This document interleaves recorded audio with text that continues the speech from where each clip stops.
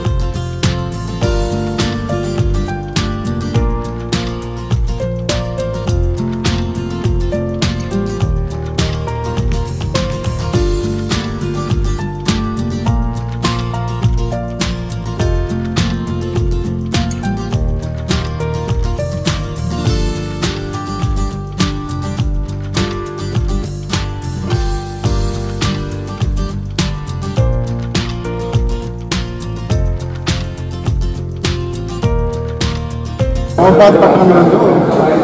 ఇదివరకు ఉన్న doctor Murali Nayak sir MLA గారి హాస్పిటల్ నందు నూతనంగా doctor Nageswara Nayak hospital start చేశాము. ఈ హాస్పిటల్ నందు